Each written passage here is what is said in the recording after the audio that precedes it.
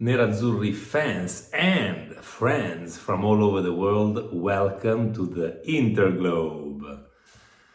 What a beautiful day. I'm gonna take it easy today. The video is gonna be longer just because I want to enjoy this sensation, this feeling. You know, after more than 50 days of abstinence from soccer, yesterday was such a day, such a beautiful day, and it was so beautiful and full of emotion that I barely could sleep tonight. Can you imagine? I had an adrenaline rush that literally didn't let me sleep. It was a fantastic game, and I want to dedicate this video to Simone Inzaghi. Bravo Simone, bravo Simone.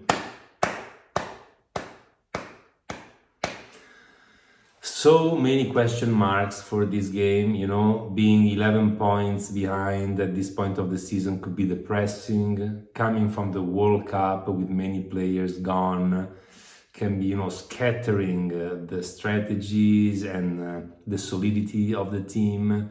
Also, you have the risk of overthinking things since there's so much time to prepare the game. You can also make a mistake in the approach. You can also make a mistake during the game in reading it wrongly. But no, yesterday Simone was perfect. Starting with the approach and moving on with every single move of this chess game with Spalletti, which he won and which brings him now in advantage 3-2 in the fights with Spalletti. So that's also something to note. But let's come to the game. The first half was approached, as we said, majestically. It was a real pity that we devoured that huge opportunity with Di Marco on the left, so close to the goal. I mean, go with the external part of the foot, not with the internal one. Could have been really a great beginning, but anyway, we obviously and physiologically didn't play the whole first half as the first 15 minutes. We, let's say, decreased a bit our energies, but we were in control of the game and we never suffered opportunities from Napoli. It was incredible. In the first half, I can only remember that Anguissa shot from the right shot. He didn't even almost touch the ball. He was not marked properly by Bastoni and he had this opportunity, but it was really barely an opportunity. And that's all. And in the second half, that's saved from Onana. But we'll come to the second half. After the interval, we came back again with the right attitude, which is great. And we scored the fantastic goal with our swan. What a swan from Belgrade. Amazing. Is really an eye drop when you see Dzeko playing this way, the way he moves. And then even when we got our advantage, we didn't suffer much. We almost were closer to scoring 2-0 than to suffer the tie. And in the end, yes, there was this, in the very end, this shot that Onana was able to deflect with his arm. Not a particularly difficult save because the ball hit him basically, but he was prompt and quick in positioning himself in that way. And for this, I think that he proved once again to be a more logical solution for our goal than Andanovic. But let's come to the grades and to the report. So let's start with Onana himself, because of all I've said and because of the fact that he managed the ball well, but not exceptionally. He did have a fantastic shot for Gosens in the second half, but all in all, he was less precise than usual. But you know, that save in the end was crucial anyway, and so it brings him a 6.5. Skriniar. You can see the energy, you can see the anger, you can see the passion, you can see the determination in this player. I mean, it's really amazing to watch him play. If he only could get a bit better in passing the ball in his technique, that would be fantastic. But he did pass one ball greatly yesterday, a great assist for Dzeko, and then Dzeko gave the ball to Darmian, who missed. But he created danger with this play. Then he also closed sometimes well the plays on Kvara, which was obviously a very difficult client. He also was good in heading away the ball a couple of times in the area, overtaking Osimhen. So even this is noticeable. And he's just has the aggressivity that makes you feel like nobody can pass from his side. So he'll get a 6.5 for Skriniar. Acerbi. Can we say that Acerbi is the surprise of the season of Inter, considering how fans reacted when he was bought from Lazio? He's playing in the backbone of our team, which is a very important role, and he's playing very well. I foresaw some difficulties with Osimhen, and indeed, when it came to running the distance, he was overtaken and bullied even a couple of times. But when it came to fighting for the ball in the same position, he was exceptional. He always took the right position. He always made sure to disturb Osimhen in such a way that he could not be effective at all yesterday night. So really good game from Acerbi, and if Dzeko doesn't take that ball away from him in the first half, he would have scored as well with a great play. So 6.5 for Acerbi, and a very pleasant surprise. Soccer is really something strange, right? Nobody would have bet a penny on this man, and instead he's proving to be very useful on the pitch and very valuable off the pitch. We've seen that message that he sent to that kid who was horrendously beaten up by his parents-in-law, and he invited him to the stadium. So, a big heart and a big value for Inter this year. So well done to Simone Inzaghi once again. So bad with Correa, but so good with Acerbi. Bastoni, 5.5. I didn't like the way Bastoni played. He was very shy, too much in defense. Yes, he had difficult situations to handle in defense, but as I said, I didn't like the way he marked Anguissa in the first half on that opportunity for Napoli. He didn't mark Osimhen properly in the end. There is one of the last plays of the game in which Osimhen has the opportunity in which Çalhanoğlu helps and does a miracle. And that should be the position of Bastoni. And if you watch that play, you will see Bastoni running back from midfield, like, if it's a Sunday afternoon, just going for a walk, for a stroll at the beach, without determination, without urgency, without implying that he's in the wrong place, in the wrong time. So I really didn't appreciate this attitude, and that's why he's a 5.5, one of the only 3 grades below 6.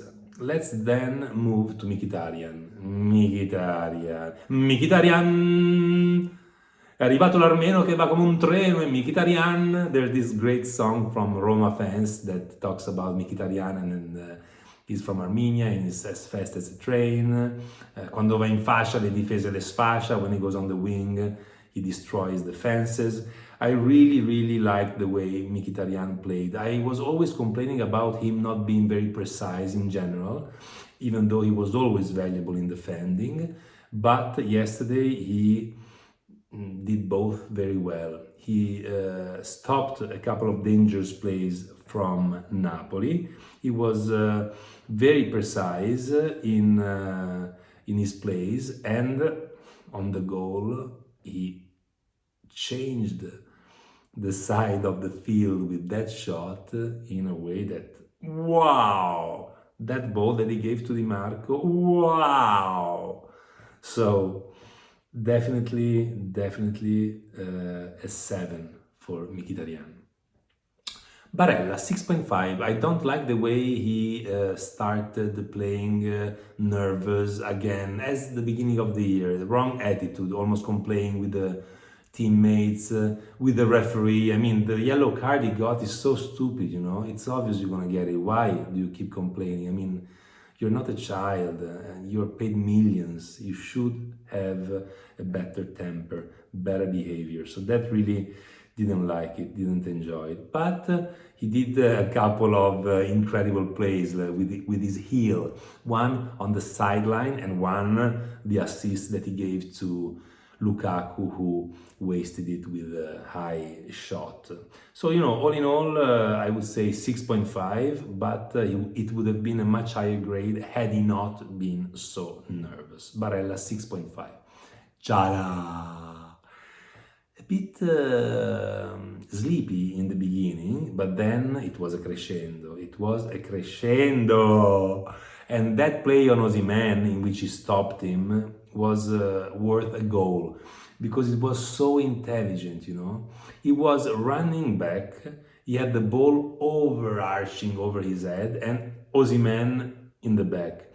So it was really prohibitive to stop Osimhen in this play. Yet he managed to do it. How? First, he disturbed Osimhen with his body when the ball was coming so that Osimhen couldn't head it clearly and had to stop it to catch it in his chest.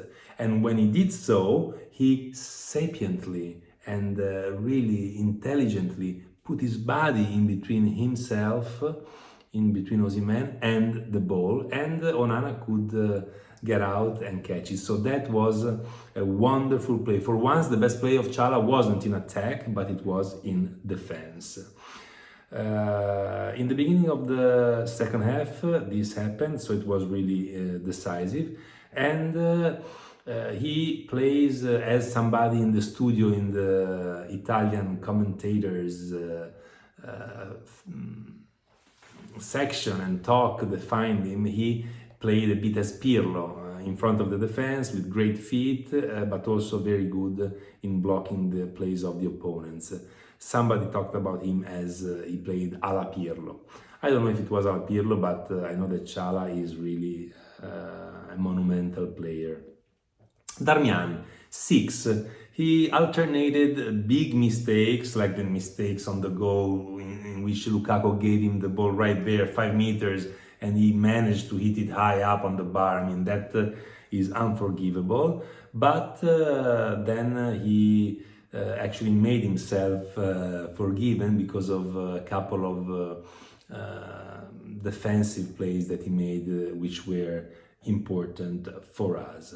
So all in all, Darmian 6. Di Marco 6.5. I didn't like the way he started the game. He missed that incredible goal in the very beginning, and then he was kicking this corner kick so badly yesterday. I don't know why. All, you know, very low on the ground and not dangerous in any way or form. So he started very badly, but then, you know, again, after having seen our Sultan of Swing Çalhanoğlu with a 7, our Tiramolla Onana with a 6.5, we have our drone delivery Di Marco, who delivered an incredible ball, got it from Mkhitaryan and delivered it on the head of Dzeko in a way that's wow again. So for these reasons, drone delivery Di Marco gets a 6.5. Lukaku 5.5, another grade below 6. He tried hard. He made a couple of great passes for his teammates, the one for Di Marco, for example, and then the ball for Dzeko, then delivered it to Darmian, who missed. So a couple of great, nice, very well thought assists, but when it came to take the ball and overtake the opponent and go, no way. So he doesn't have the speed yet, he doesn't have the power yet. That's worrying in a way, although we know that he needs time, but still. And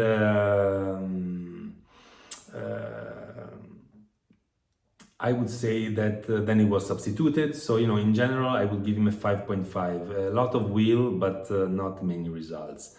Dzeko, 7.5, man. The way you run, the way you paint trajectories on San Siro's pitch is, I had my eyes almost watering. It's a beauty, it's a pleasure to see. First, you made a great assist for Darmian, and we talked about it already. Then you kind of played between the lines of defense and midfield of Napoli, not very visible. And then you also took that ball from Acerbi that could have been a goal, but when, as I say, when you paint these trajectories on the pitch, it's 7.5, and everybody silence, please. Everybody silence, please. And we go to the substitutions. We have Gosens, 7. I enjoyed very well the way he conquered a corner kick. I enjoyed the grit that he showed, as always. And he's just, supercharged, and I love to see players like this. If all players had this kind of energy, we would already be 8 points ahead of Napoli. Lauti, 6.5, great assist for Darmian, who missed again in the very end of the game, 6.5. Correa, 5. You're ridiculous, man. I understand that psychologically you're distraught because you didn't go to the World Cup and your team won it, but you gotta get out of this impasse, of this limbo, of this disastrous way you play. You lose balls, you commit dangerous fouls close to our area. You're just making always the wrong decisions, my friend. And that's why you got a 5.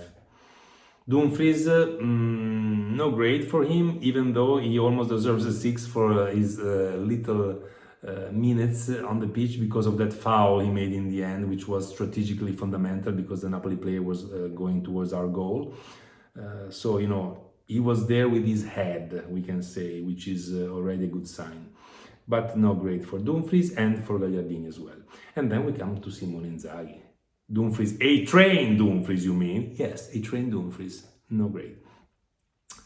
Inzaghi, Simone, 8. Nothing to say. You overtook the difficulties of so many days without playing, of so many days without the complete team at your disposals, of so many days of media hammering on this game and building up tension. You did amazingly. The team approached the game perfectly. We almost scored in the very first minutes, and we shocked Napoli, I think, by the way we played.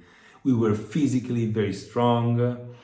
It was a great idea to have Darmian playing instead of Dumfries to contain Kvara, and in fact he didn't do anything.